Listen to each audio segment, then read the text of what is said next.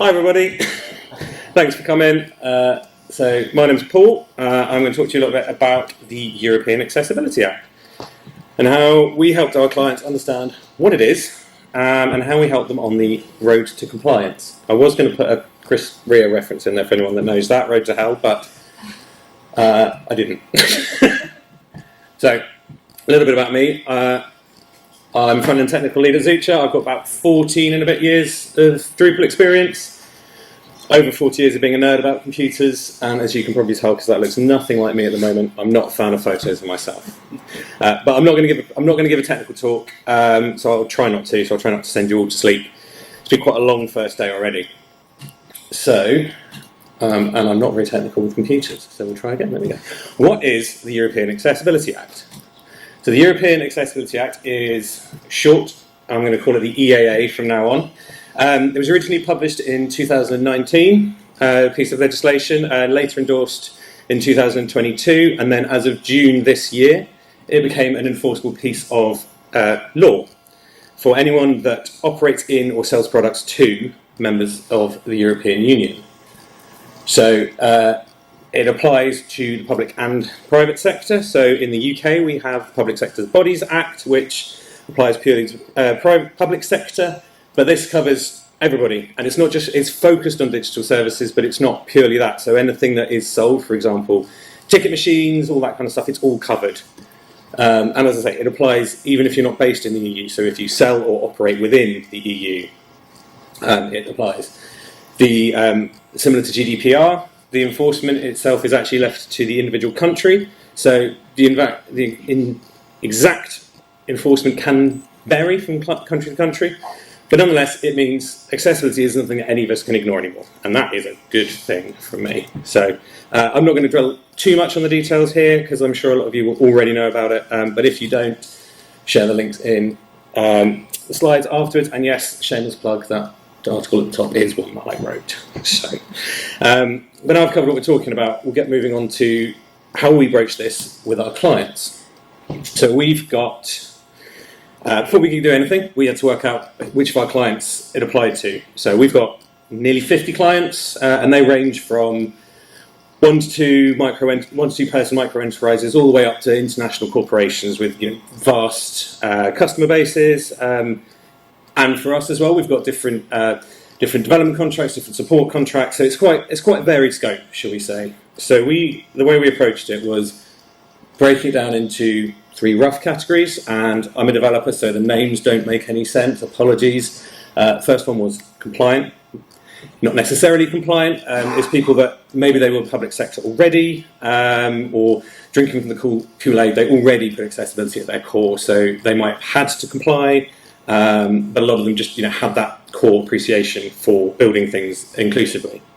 The second, the exempt category, much smaller, it's a minority, but we do have a couple of clients that the Act doesn't apply to, so they are either small e-commerce sites that only operate within the UK and not the EU, so crucially in the UK, not the Republic of Ireland. We also have some based in the US that the EAA doesn't apply to. There are other laws, Section 508, that will cover them.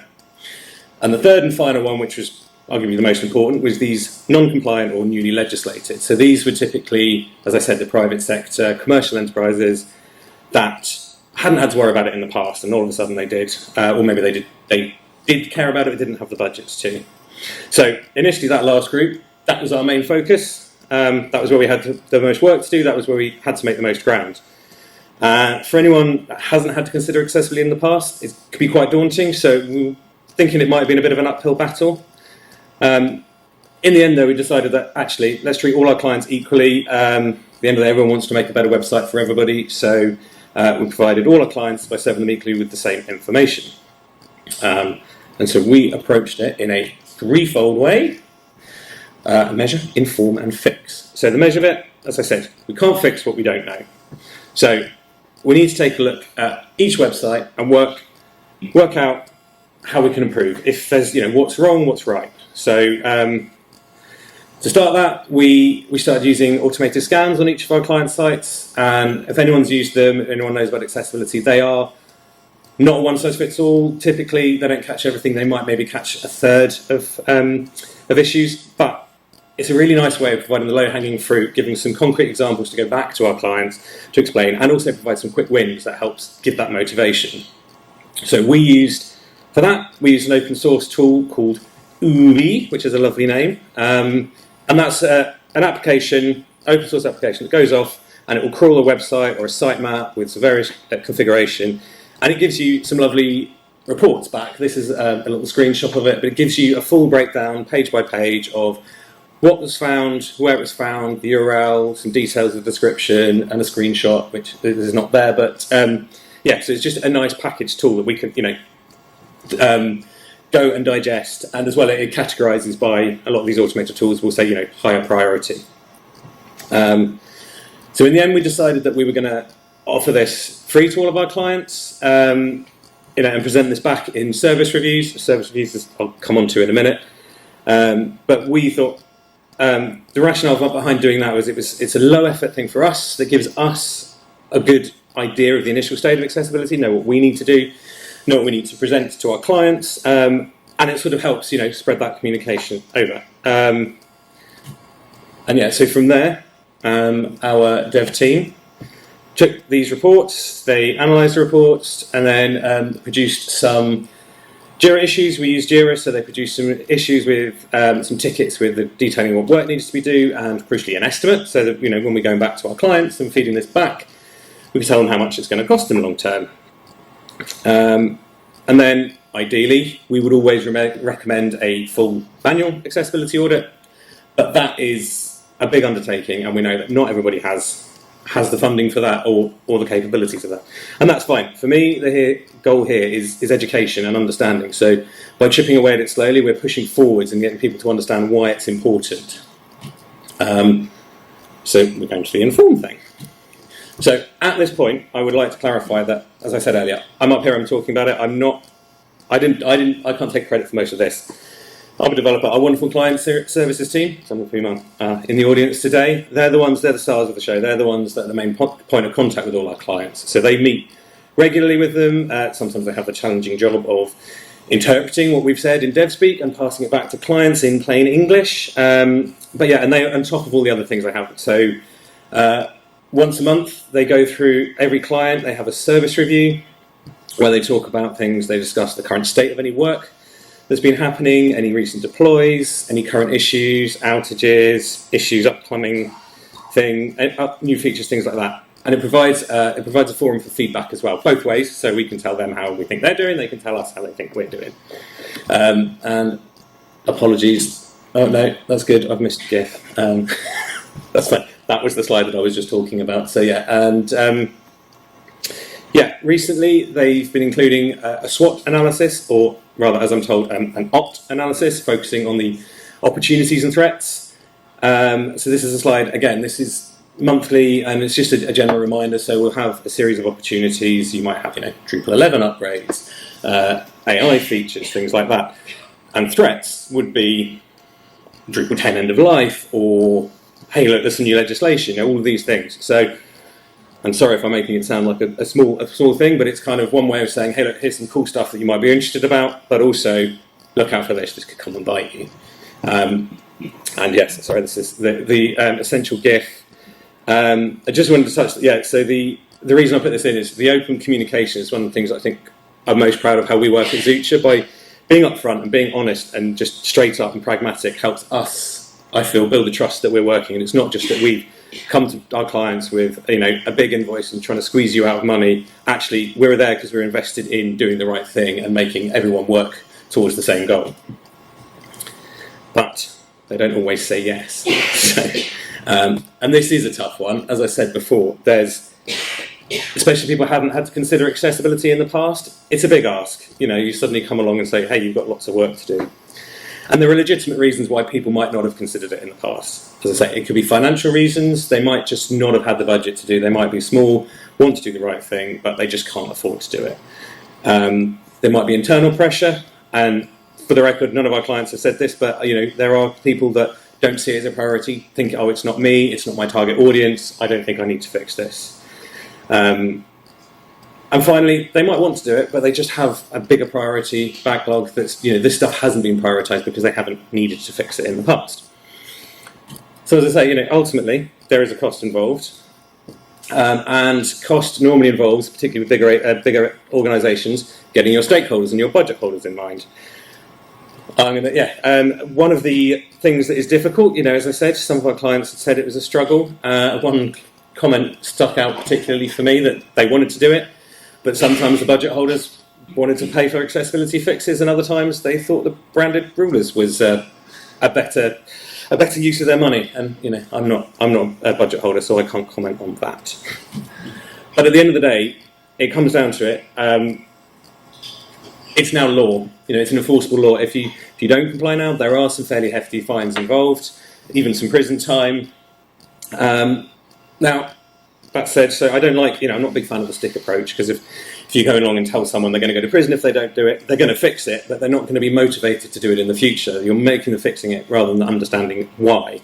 So again, it comes back to that education piece of showing people why it's important, showing them how to make the small changes. I don't know if anyone has ever had a big accessibility audit landed on their desk and said, here's 3 months' work, you've got to do this now. That's not a great way to talk about it. So, breaking it down and doing bit by bit is really the way forwards. And there's training as well. As I say, this is new for a lot of people. One example is the EAA says all websites must now have an accessibility statement, and when we were speaking to our clients, a lot of these people just simply didn't know what one of those was, or they hadn't had to update it in the past, so they didn't know. So, internally we've got lots of documented processes on what a model accessibility statement should look like. It's heavily, if not pretty much solely based on the GDS in the UK, the Government Digital Services Model Accessibility Statement, and that says what you need to have in there as an accessibility, to say how you're complying with accessibility. So we had a few calls with various different clients across various different departments to go through and explain and talk them through how to update an accessibility statement, or how to create the accessibility statement, pass them this documentation and feed that back from them. And the other thing that, again, I'm a developer, I'm covering the technical thing mostly here, but the bulk of a website is content. So this is really hard to test automatically, because inferring, even with AI, inferring the context of what's happened is difficult. But also, it's something that is in the power of the owners and the editors to it's their content. And for me, that's quite important. That as an agency, as a supplier, we don't get involved with writing other people's content. We can explain how to improve their content, but ultimately, it should be the ownership of the people who've written the content. And so we typically provide and recommend a few tools for how we could help people understand how to build content accessibly. Primarily the editorially tool, which is a Drupal module, and it describes itself as an accessibility spell checker. So it goes onto a website, and when you click save on your page, it will go through and run some automated tests. As you can see up here, we've got highlighted any issues, but as well as highlighting any issues, it explains how to fix them with links on more reading as well. And so this comes back to the education piece of empowering people to understand why they're doing things and making these small changes, which will allow them to, be better in the future and do it the right way from the start. Once we've gone through all of that, then it's time for me as a developer to actually do some work. And no, that isn't me. So, in case anyone was wondering, there's two main streams of how we organise work at Zucha. So we have our main project work, and that's the bigger projects, new features, redesigns, things like that. And so these are led through our project teams, our delivery teams, and they're longer running pieces. Maybe with a bigger scope and a bigger budget with some discovery, and then they run through our organised in sprints, run through our development teams. We also have support contracts. Most of our clients have a preset amount of time per month that they pay for. That we do things like if there's outages or production issues, anything like that. And so some of the smaller clients that might not have a large development budget but only have a support budget, sometimes we can feed this in if they've got any support time. That's another way for us to to make sure that we're getting these things done. And so, the delivery managers, client services managers, they all work together to work out where's the best place, As I say, normally it's in the project. Everything goes through the same rigorous QA process, but the project has sort of less of a time pressure and things like that. And then when we've done that, sorry, there is another GIF. I thought there was only one. We repeat it. It's a software development cycle, so everything goes in loops. So once it's live, we retest everything. It goes through our QA team, test it manually, and then that gets passed over to the client. So great, we've fixed everything. Happy days. Now what? Now, unfortunately, it's not that simple. How do we keep this going forwards? Content, websites, accessibility, legislation, guidelines, everything's changing all the time. So we can't just put a rubber stamp and leave it. So the way that we do it, we've set up guide rails and resources to work through the future. I mentioned about some of the modules earlier, but we also have a lot of documentation and checklists and guidelines that we use internally for testing and quality assurance, but we share these as part of our onboarding process with our clients. We have our regular service reviews that, as I say, we go through, and we can focus on how we're progressing with this stuff. And also for some clients, we might recommend a more regular fixed audit throughout, once or twice a year, just to make sure that we're keeping on top of things. And of course, no talk. It seems this week would be fine. Would be okay without AI. And there are lots of things. The elephant in the room is that in the time I prepared for this talk, I've got way behind on what's actually happening in the AI world. So there's probably lots more that I don't know about, and there'll be better people to talk about than me.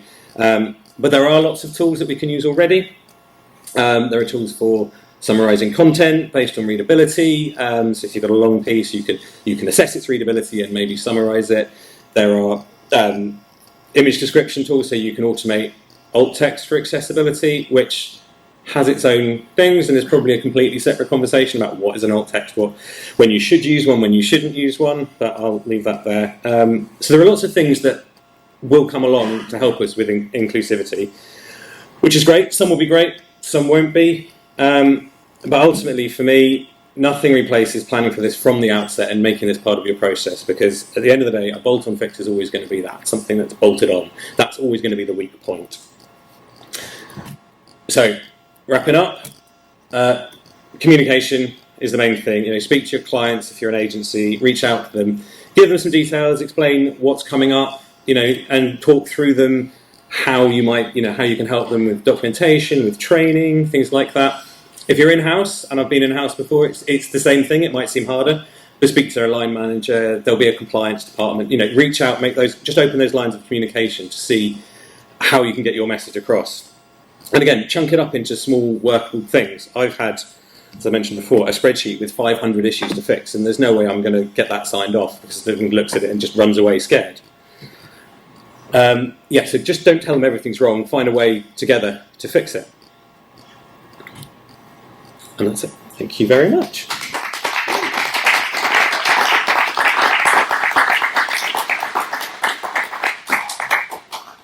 anyone have any questions?